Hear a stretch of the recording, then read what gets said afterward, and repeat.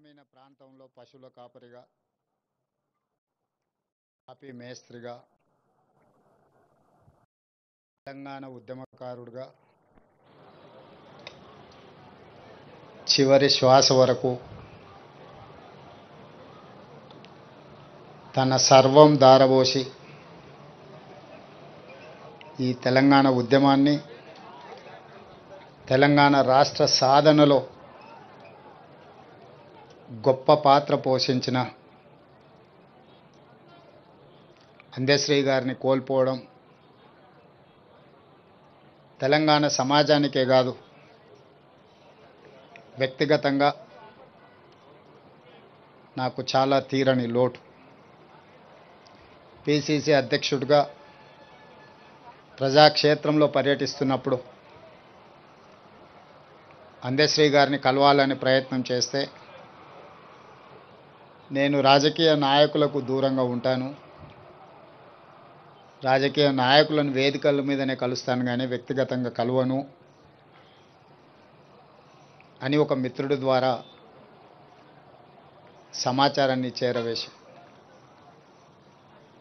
అయినా పర్వాలేదు ఒకసారి కలుద్దాం, తెలంగాణ రాష్ట్ర భవిష్యత్తు గురించి చర్చించుకుందాం, రాష్ట్ర సాధనలో కోట్లాది మందిని ఏకం చేసి తెలంగాణ ఉద్యమ బాట నడిపించిన మీరు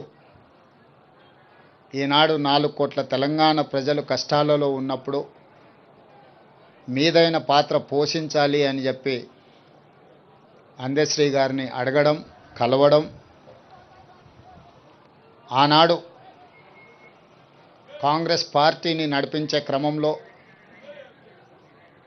వారొక గొప్ప స్ఫూర్తినిచ్చింది. కొట్లాడితే ఖచ్చితంగా తెలంగాణ ప్రజలు ఆశీర్వదిస్తారు, తెలంగాణ ప్రజల యొక్క సమస్యల్ని తీర్చడానికి కలిసి పనిచేద్దాము, నీతో మాట్లాడిన తర్వాత నాకు నమ్మకం వచ్చింది, తప్పకుండా నువ్వు చేసే ప్రయత్నంలో నేను చేయగలిగిన ప్రయత్నం నేను చేస్తాను, అందరం తలా ఓ చెయ్యి వేసినప్పుడే ఈ తెలంగాణ సమాజానికి ప్రయోజనం చేకూరుతుంది అని చెప్పి ఆనాడు అందశ్రీ గారి మాటలు, ఆ తర్వాత వారు నేను చర్చించుకున్న అంశాలు మీడియా మిత్రులకు తెలుసు. అందశ్రీ గారితో మాట్లాడుతున్నప్పుడు నాకు చదువుకోవడానికి పట్టణం వచ్చిన తమ్ముడికి ఊర్లో వ్యవసాయం చేసే అన్న చూడడానికి వచ్చినప్పుడు కలిగే అనుభూతి కలిగేది నాకు అందశ్రీని ఎప్పుడు కలిసిన. వారొక స్ఫూర్తిగా ఈ పరిపాలనలో పేదలకు ప్రయోజనం చేకూర్చాలన్న ఆలోచన వచ్చినప్పుడు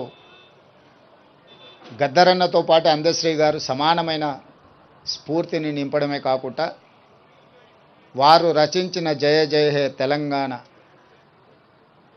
తెలంగాణ రాష్ట్ర ఏర్పడ్డ 10 సంవత్సరాల తర్వాత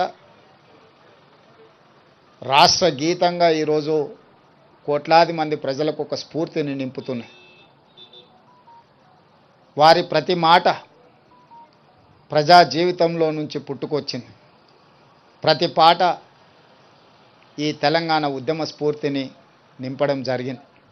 అందుకే ఈనాడు తెలంగాణ రాష్ట్ర ప్రభుత్వం రాబోయే మంత్రివర్గ సమావేశంలో మంత్రులందరి సహకారంతో జయ జయ హే తెలంగాణ గానాన్ని పాఠ్య పుస్తకాలలో ప్రథమ అంశంగా చేర్చడానికి రాష్ట్ర ప్రభుత్వం నిర్ణయం తీసుకుంటుంది. ఇదే కాదు, ఈనాడు ఈ స్మృతివనం ఉద్యమకారులకు, గాయకులకు, కవులకు ఈ తెలంగాణ సమాజం, తెలంగాణ సంస్కృతి సముచితమైన స్థానాన్ని ఇస్తుంది, స్ఫూర్తిని నింపుతుంది అని తెలియజేయడమే కాకుండా వారి కుటుంబంలో ఒకరికి ప్రభుత్వ ఉద్యోగంలో అవకాశం కల్పించడానికి మా ప్రభుత్వం నిర్ణయం తీసుకుంటుంది. ఎందుకంటే జీవితాంతం నిస్వార్థంగా సర్వం ఒడ్డి తన రక్తాన్ని చెమటగా మార్చి తన గళాన్ని ఈ తెలంగాణకే అంకితం చేసి, అలాంటి కుటుంబం ఆర్థికంగా ఎన్ని సమస్యలు ఎదుర్కొంటుందో నాకు తెలుసు. కాబట్టి ఈనాడు వారి కుటుంబంలో ఉద్యోగం ఇవ్వాలని, దీని ఒక స్మృతి వనంగా తీర్చిదిద్దాలని జయ జయ హే తెలంగాణ గానాన్ని పాఠ్యాంశంగా మార్చి వారి స్ఫూర్తిని ఎల్లకాలం, ఈ తెలంగాణ ఉన్నంతకాలం తెలంగాణ రాష్ట్ర సాధనలో అందశ్రీ గారు పోషించిన పాత్రను శాశ్వతం చేయడమే కాకుండా వారి జీవితకాలం రచించిన రచనలను ఒక పుస్తక రూపంలో వారు రచించడం జరిగింది. నిప్పుల వాగు. ఈ నిప్పుల వాగు ఒక స్ఫూర్తి, ఒక ప్రజ్వలనం, భవిష్యత్ తరాలకు ఇది ఒక భగవద్గీతగా, ఒక బైబిల్గా, ఒక ఖురాన్గా తెలంగాణ యువతకు, తెలంగాణ ఉద్యమకారులకు, తెలంగాణ ప్రజా సమస్యల మీద పోరాటం చేసే వాళ్లకు ఒక గైడ్ లాగా పనిచేస్తుంది. అందుకే నిప్పుల వాగును 20,000 ప్రచురణలు తెలంగాణ ప్రాంతంలో ఉండే ప్రతి లైబ్రరీలో, తండాలలో, గూడాలలో, మారుమూల పల్లెల్లో ఉండే తెలంగాణ సమాజం అంతా అందశ్రీ గారి స్ఫూర్తితో వారి రచనలో ఉన్న సారాంశాన్ని తీసుకొని పేదలకు సేవలు అందించడానికి ఉపయోగపడే విధంగా నిప్పుల వాగు గ్రంథాన్ని ప్రతి లైబ్రరీలో పెట్టే విధంగా ప్రభుత్వం చర్యలు తీసుకుంటుంది. ఇదే కాకుండా వారి అభిమానుల నుంచి సూచనలు తీసుకొని ఇంకా ఏం చేయగలమో, వారి పేరు, వారి స్ఫూర్తి తెలంగాణ సమాజంలో శాశ్వతంగా పదిలంగా ఉండడానికి అవసరమైన చర్యలన్నీ మా ప్రభుత్వం చేపడుతుంది. వారు ఏనాడు వారి ఆరోగ్యం గురించి, వారి ఆర్థిక పరిస్థితుల గురించి, కుటుంబ సభ్యుల గురించి ఏనాడు కూడా అందశ్రీ గారు ఆలోచన చేయలే. ఈ 4 కోట్ల తెలంగాణ ప్రజల యొక్క సమస్యలే తన సమస్య అని, ఈ సమాజమే తన కుటుంబం అని భావించిన ఒక గొప్ప మానవతావాది. నాకు వ్యక్తిగతంగా మనసుకు చాలా దగ్గరగా వారి ఆలోచన, వారి స్ఫూర్తి ఎప్పుడూ నాకు కలిగించే విధంగా వారు కలిసినప్పుడల్లా మాట్లాడేవాడు. వారిని కోల్పోవడం తెలంగాణ సమాజంతో పాటు నాకు, నా కుటుంబానికి ఒక బాధాకరమైన అంశము. ఏది ఏమైనా తెలంగాణ రాష్ట్ర ప్రభుత్వం అందశ్రీ గారికి గౌరవించడమే కాదు, అందశ్రీ గారికి పద్మశ్రీ ఇవ్వాలి అని గత సంవత్సరం కేంద్ర ప్రభుత్వానికి లేఖ రాయడం జరిగింది.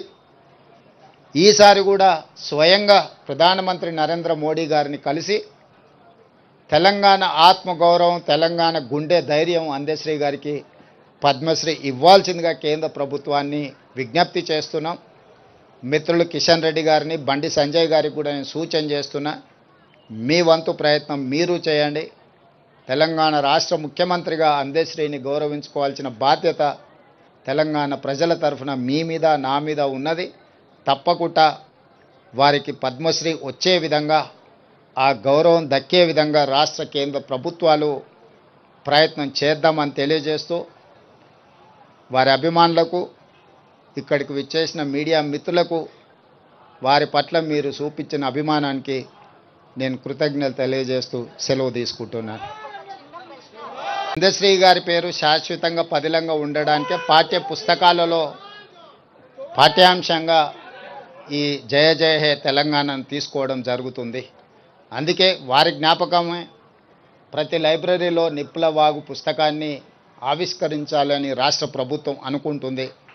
భవిష్యత్ కార్యాచరణ వారి అభిమానులతో మాట్లాడి ఇంకేమైనా ఏం చేయగలమో రాష్ట్ర ప్రభుత్వము వారి గౌరవాన్ని పెంచే విధంగా, వారి జ్ఞాపకాలను శాశ్వతంగా తెలంగాణ చరిత్రలో లిఖించే విధంగా తీసుకోగలిగిన చర్యలన్నిటిని తెలంగాణ రాష్ట్ర ప్రభుత్వం తీసుకుంటుంది.